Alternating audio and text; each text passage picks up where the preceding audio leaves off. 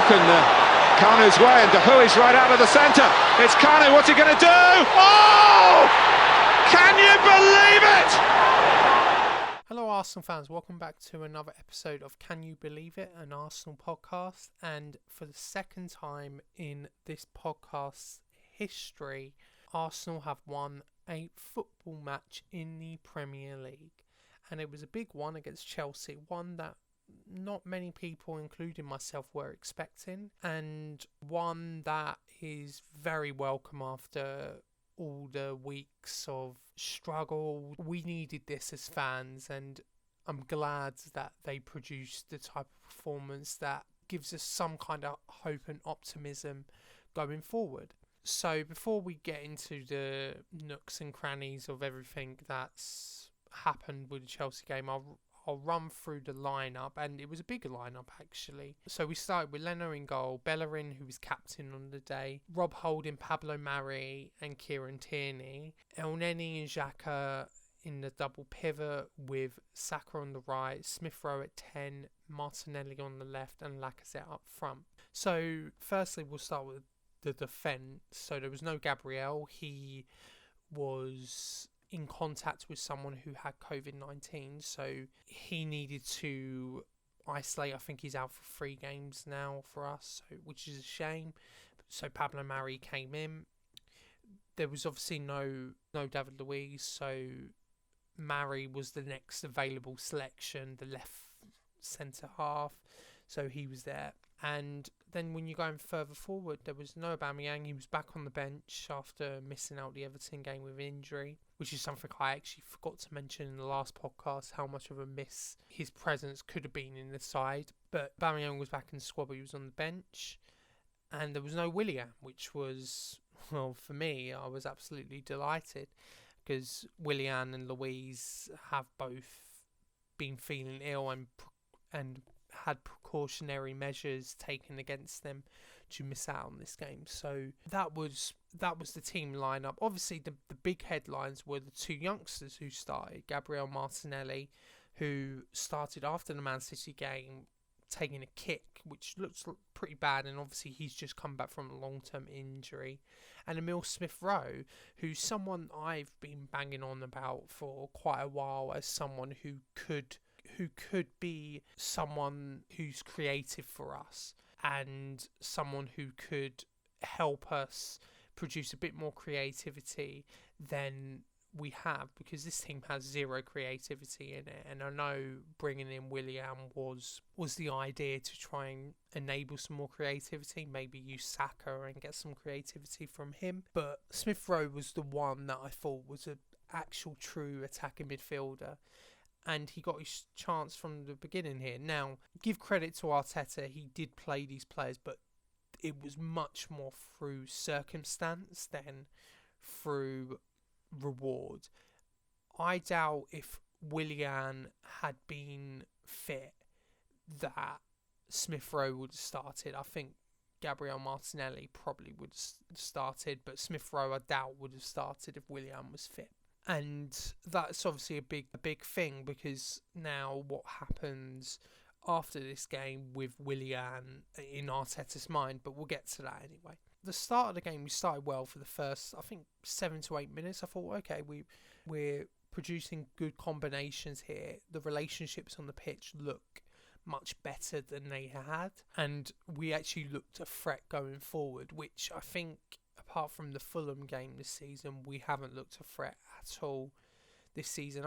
You could argue that this was probably our best attacking performance under Mikel Arteta.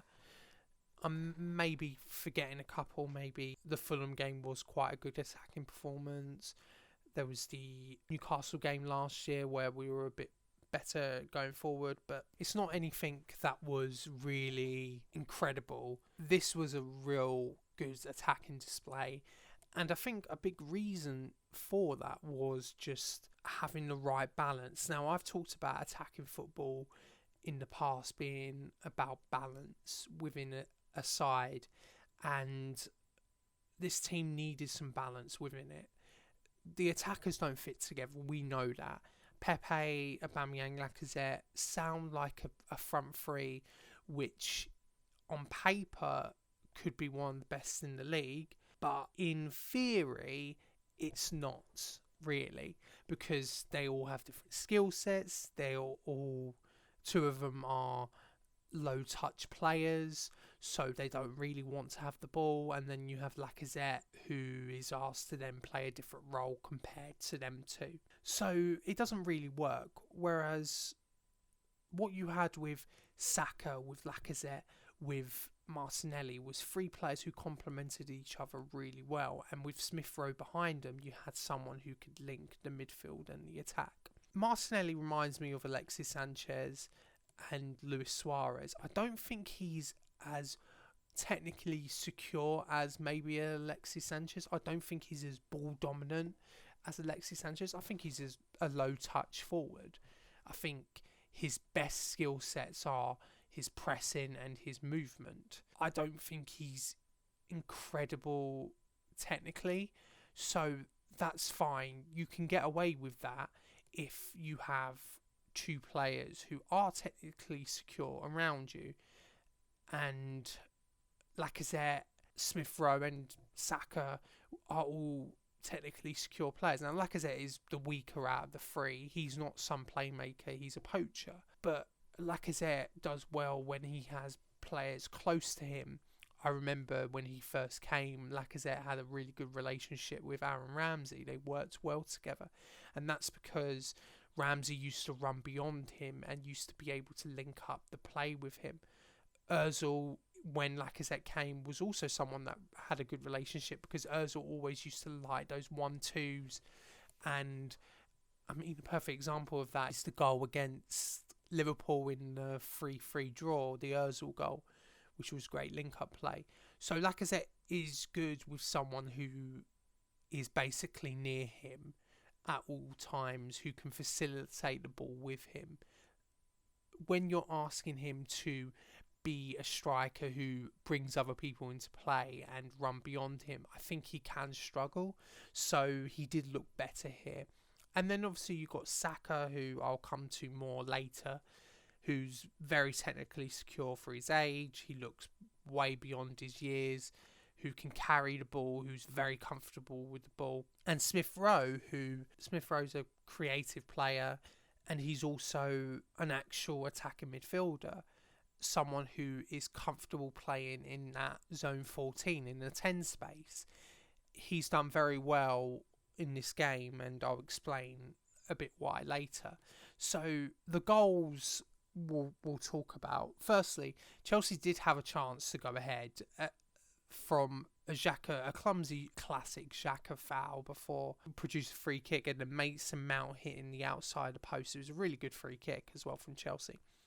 And I think with this Arsenal side, when you go behind, especially with the form that we've been in, I think it would have been easy for us to give up and expect the worst. But they didn't, and when we did go ahead through a Lacazette penalty, we deserved it because we had been threatening and we had good pressure on them, which was really, really good from us, and is something that you haven't been able to see. So let's talk about the penalty decision. So Kieran Tierney goes down the left and goes on the inside of Reece James, and Reece James, I think, barely touches him. It's a very soft penalty. It's one that I think can be given, and I think I would have been annoyed if I was a Chelsea fan and saw that penalty being given against me. I can see why it wasn't overturned from VAR, because I think they are looking for something that is a clear and obvious mistake. If there was no contact, I would completely understand it, but there was minimal contact. It wasn't enough for him to go down, and Arsenal were awarded a penalty, and Lacazette finished it very well. So 1-0 up, the fan base is encouraged, we've played well, we now have a lead. It's our first lead since the Manchester United game, which we won, so since our last win. And more surprising is it's our first lead that we've had going into half time since the opening day of the season against Fulham. So that is something to bear in mind, that we haven't gone in front a lot and we haven't really held it a lot either. So then we put some more pressure on. Bellerin and Smith Rowe nearly produced a good chance to make it 2-0. It would have been a tap-in for Smith Rowe, but I think they were just off wavelengths with each other. I saw Bellerin get pelters for the pass. I think it was a great pass. I think Smith Rowe just maybe doesn't anticipate it well enough, and if he does get a touch on it, it's going in. It was basically an open goal. It was really good play. And then we win a free kick outside the box, and the one game that David Luiz is not available for, we score a free kick. I mean, is that a coincidence or not? I don't know. But Granit Xhaka, who has received pelters, especially from me and other people from the fan base, and to be honest, rightly so, because I think he's not been good for us, played well and then produced a fantastic free kick into the top corner. Edouard Mendy really stood no chance, and we were 2-0 up going into half time, and it was a real encouragement to see us grab another goal just before half time. Our performance deserved 2-0, and we deserved to be 2-0 up. Chelsea had 0 shots on target at that point, and we had deserved to go up. So it was encouraging, and I was happy with the performance at half time. I think a lot of fans were, and a lot of fans were happy that youth was being able to be used in this game. And then we come out in the second half. Chelsea made 2 changes. They brought on Jorginho and Callum Hudson-Odoi. Hudson-Odoi especially really played well in the second half. He's always a threat, in my opinion, and Chelsea just do not play him as well or as much as they should for a player that's got that much talent. And then we score a third within the first 10 minutes of the second half. So I must say the build-up play was very good. When Arsenal have been good under Arteta and have had good flows, good movement about them, it is through passing out from the back, and this is something we did very well. It was Xhaka, Lacazette, Smith Rowe, Bellerin, all combining to get the ball further up the pitch. It wasn't just sideways passing, it was passing with intent. And then we got into Saka, who produces what he says something he meant, a beautiful finish into the top corner, well, hitting the post and going in. It was a lovely goal. Probably think he didn't mean it, but I'm going to take his word for it on this occasion. And we were 3-0 up, and it was what we deserved. And yes, okay, the 3 goals, you can say, in terms of XG, were very low quality chances. But then Martinelli had another chance, which was, I think, deflected and then well saved by Edouard Mendy. And then El Neni hit the bar. It was chances that probably deserved more. If we had gone 4-0 up, it would have been well deserved. Martinelli had a bicycle kick. I know that's not incredible in terms of XG, so I won't really count it. But the other 2 chances I mentioned were pretty high XG chances. Before Chelsea equalised, before the 75th minute, Arsenal's XG was 1.7 to Chelsea's 0.7. So Arsenal were deservedly in front and deserved to win this game. Now, obviously, we concede a goal. So Tammy Abraham scores a pretty well taken goal, because the ball from Hudson-Odoi is fizzed at him, and it's not low enough for him to take it with his feet. It's not high enough for him to take it with his head. So he adapts really well and chests it into the net. It was given offside, but then overturned with VAR. It was a very tight decision. It's one of those toenail decisions.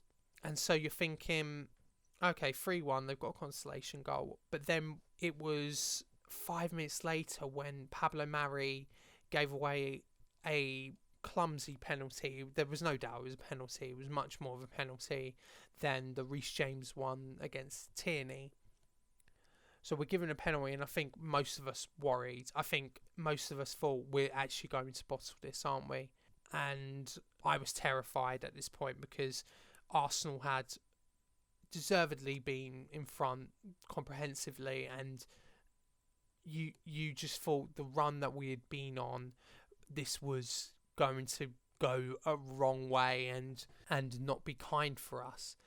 But up stepped Jorginho, who's been linked with us, who's liked by Mikel Arteta, steps up with his hot penalty, and Bernd Leno saves it. And the relief and the joy from the Arsenal players was reflected by the Arsenal fans, because it meant for the last 5 minutes we could have relative confidence that we would come out with 3 points, and that we did. The final whistle, it finished 3-1. Now on XG, Arsenal finished 2.09 to Chelsea's 2.42, but like I said, most of that 2.42 was gathered after the 75th minute, and most of it was a penalty, which is 0.75 XG anyway. So Arsenal deserve to win this game, and game state again helps a lot.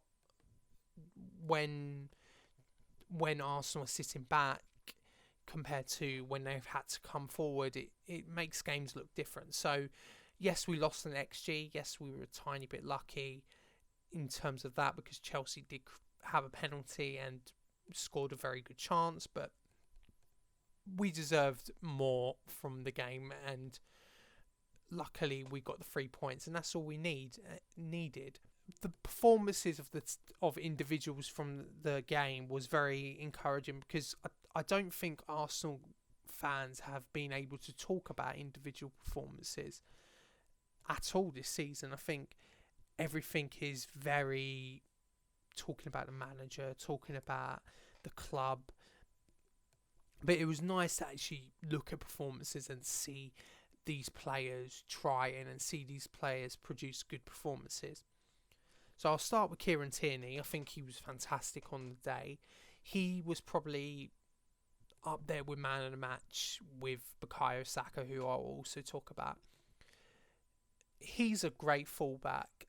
I know Mikel Arteta likes using him in the back three as a left centre back, but his forward runs are fantastic, and I think sometimes people forget how good he is going forward. He was a handful for Reece James all day, and he linked up well with Gabriel Martinelli. Now, again, talking about relationships on the pitch, it is really nice to see Tierney and Martinelli be able to link up. It's really good. Tierney has also striked a very good relationship with Bukayo Saka, and Saka's also produced a good relationship with Gabriel Martinelli. So it was really good for Tierney to produce that kind of performance. And what I liked most about it was just the willingness to keep going forward, keep driving forward. His crosses weren't hit and hope crosses. They were well worked into good areas to produce dangerous cutbacks and crosses, not just hopeful 30-yard punts that he produced in the North London derby, for example. The next player I want to talk about is Emil Smith-Rowe. Now, Smith-Rowe didn't have an incredible performance. He was good, solid, 7 out of 10 you would say he was on the day. But what the difference a player in that space made to us, it just made us click. And now it just shows how important, and I hope Mikel Arteta realises this, it just shows how important it is to have a link player between the midfield and the attack. Arsenal have missed link players for a while. Like I've said, Mesut Ozil's gone. He's not here anymore. You've got Ramsey, who used to be able to do that, gone. Wilshere, gone. Iwobi, gone. Mkhitaryan, gone. These are all players who would link the midfield and attack very neatly. Some of them, like Iwobi and Mkhitaryan, weren't good players, and we got good fees, especially for Iwobi. We never replaced those skill sets at all. I know Willian was supposed to be that, but he hasn't produced that type of performance at all. Smith-Rowe just being available, just being able to turn, drive to the attack, give the ball to the attack to allow 1v1s. He's an intelligent player, and I hope this is the start for him to get some regular game time in the Premier League. Even if you think Smith-Rowe is not the future, which is completely understandable, you should be able to see how much a proper number 10, a proper creative player, actually helps this side. it won't take us to top 4. It may not even take us to top 6, but at least it will keep us attacking, and maybe eventually we can get up to the top 6 if we get a really good one and build around them. But this was a good start, and he produced a good performance, and I think that performance would have just made him start the next Premier League game. And with a young player, I think that's all you want from them. Bukayo Saka, I mean, what more can I say about probably our best player this season? He's been fantastic in terms of playing anywhere and just looking comfortable wherever he plays. I think a lot of people were scared that maybe his best position was left wing back rather than further forward, but I think he's shown as a right winger, as a left winger, as a left centre midfielder, he can play pretty much anywhere. He's just so comfortable on the ball, he's fearless, and for someone to be as good as he is at that age is terrific. He was man of the match on the day. He was absolutely fantastic all game, and I was really pleased to see him get the man of the match from Sky, and I was very very happy to see him cheekily say that he saw Edouard Mendy off his line, so he chipped him. And if in his mind he did, then it was an incredible finish and one of the goals that you'll see over and over again. And finally, I'll talk about Gabriel Martinelli. I mean, what a kid this guy is. I mean, he's obviously come back from a long-term injury. Arsenal are going to have to be careful with him because it's such a great talent that if we mess it up, it will be really bad for us. He is the future of this club. And you can just see it from how much drive he has, how much intensity he has. The guy never stops. He's always a live wire, and you have these South American players who can do that. Alexis Sanchez used to do it. Luis Suarez for Liverpool used to do it. It's an incredible skill set to have, and the one thing I noticed from him that you just haven't seen from pretty much all our attackers this season is movement. Just being able to produce movement, go in behind, go short, go into the centre, just make it difficult for the defence, because I think the attackers have just made it too easy by just producing pedestrian movement, and Martinelli was always on the move, and it really caused Chelsea problems. He probably deserved the goal. The shot he had where he took more time than a young player would, and that just shows the quality he has. He took a lot of time to pick a really good shot, and it was unlucky that it got deflected and didn't go in. But he's someone that we need to be careful with because he's going to be a star, and I'm so excited that we got him for as cheap as we did, and hopefully he will be great for Arsenal going forward. So what else more can I say? I mean, this performance has bought Mikel Arteta time. It's not going to make fans say that he is the right man. There's still a long way to go, but it has bought him time. And I think a lot of fans are going to respect him more if he continues to play youth rather than the same people, because I think if you play Willian and the others, I'm sorry to keep on picking on Willian, but he is the biggest example of this. If you keep playing those players, people will subject you to short-term results. So if you keep losing games, then you will face the chop, basically. Whereas I think if you play youth, if you commit to playing those youth players so they can improve us, so we can be great in 3 to 5 years time, then I think fans are much more forgiving with that, because I think fans will allow themselves to back those youth players and allow results to slip up if it means that players are getting chances and could make us better in the long run. So it buys him time, and I hope Mikel Arteta continues with this side and these players. Now, they can't play every game, and we are in a very hectic festive schedule. We have Brighton tomorrow. I'm recording this on Monday. We have West Brom on Saturday. Then we have the FA Cup game with Newcastle again, and Crystal Palace. So we have a few games coming up which are winnable, and it is a big chance for us going forward. Now, I'm not saying Arsenal are going to win the next 4 to 5 games, because that would be a real surprise with the current form that we've produced.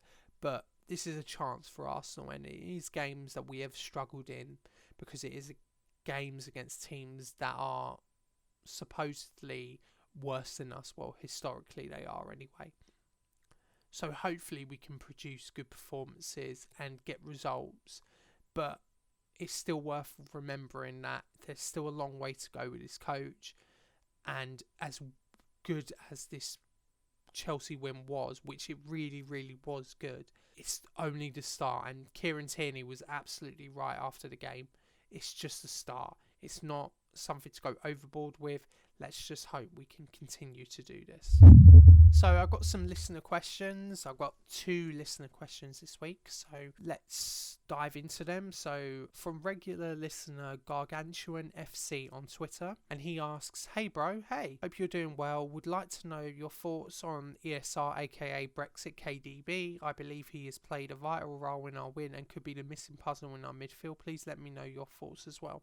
So I touched on this earlier about Emile Smith-Rowe. I think he's an intelligent player, and he done very well at Huddersfield in the Championship. And I think now more than ever, the Championship is a decent level to see if players are ready for Premier League football.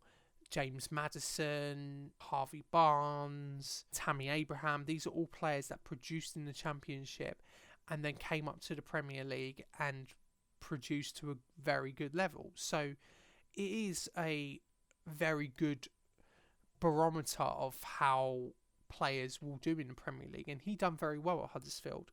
Now, he has been injury prone, and I think that is his Achilles heel, is his injuries. So if he can stay fit, he will have a massive chance to get into this side. I just hope Arteta persists with him, because this is the most fluid we've looked going forward all season, and practically under the whole reign under Mikel Arteta. And it's just being able to have a link between the midfield and attack. He's a natural player in that hole. He's not like Lacazette, who's been shoehorned in that role. He is playing number 10.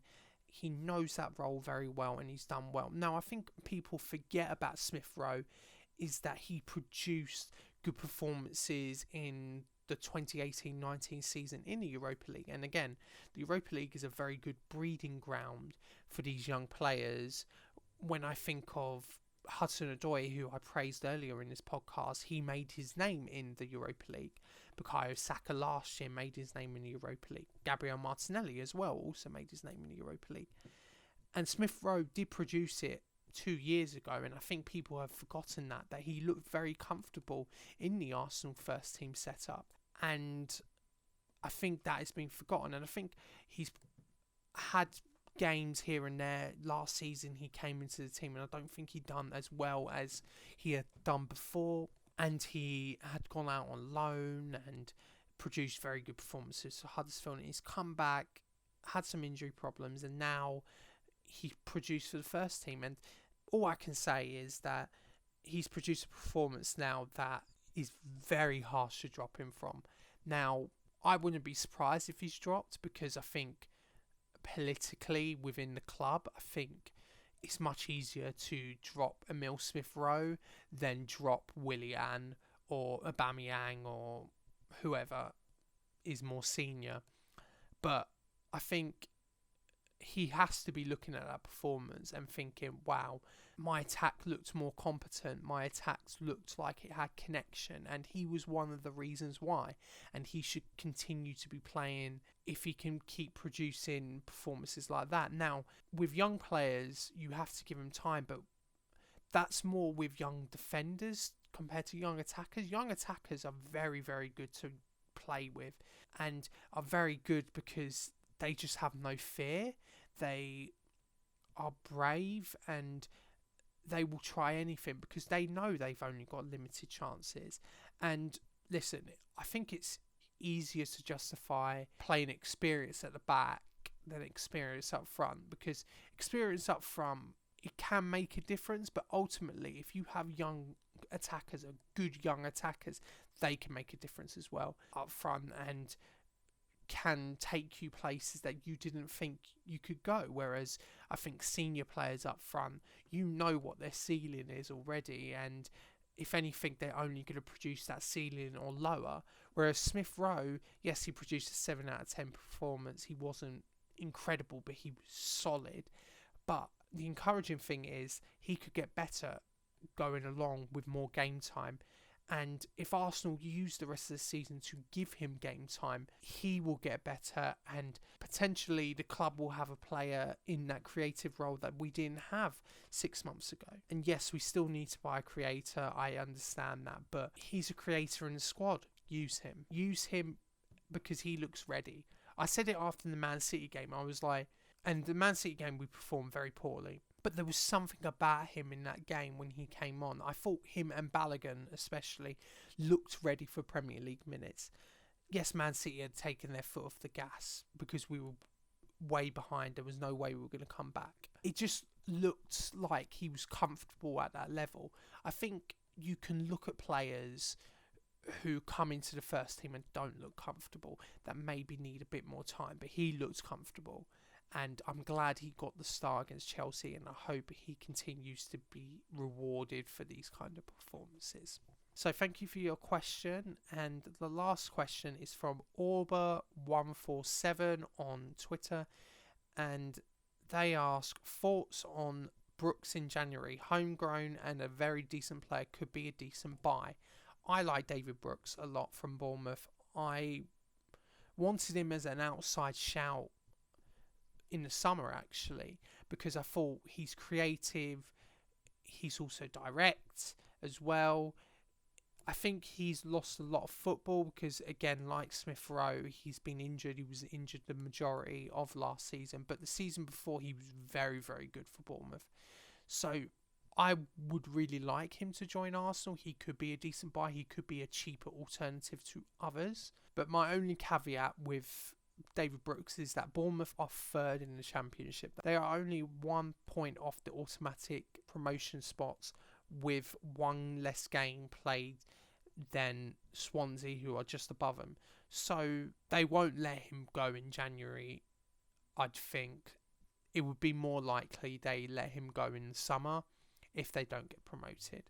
But he is someone I would like, and someone that should be on our radar, as well as Emi Buendia, as Julian Brandt has popped up recently. These are names which are good age profiles, but they're good statistically as creators as well. So here's one to watch. We need a creator in January because, as the Chelsea performance showed, a creator can make an attack go from awful to competent, and I think that's exactly what we need. Just baby steps, and let's go one step at a time. So thank you for the 2 questions. We're only 2 this week. If you want to get more questions in, then please ask me on Twitter. I usually put a tweet out before I'm going to record a podcast. So thank you for joining me, and I'm glad that it was a much happier performance, a much happier result, one that we could actually be very pleased with. But the festive fixtures don't stop there. We have Brighton tomorrow, and we have another game on Saturday. So it is very, very congested at the moment. But let's hope we can get another result against Brighton tomorrow. So till then, come on you Gunners. Well, it's broken Kanu's way, and De Hui's right out of the centre. It's Kanu, what's he going to do? Oh!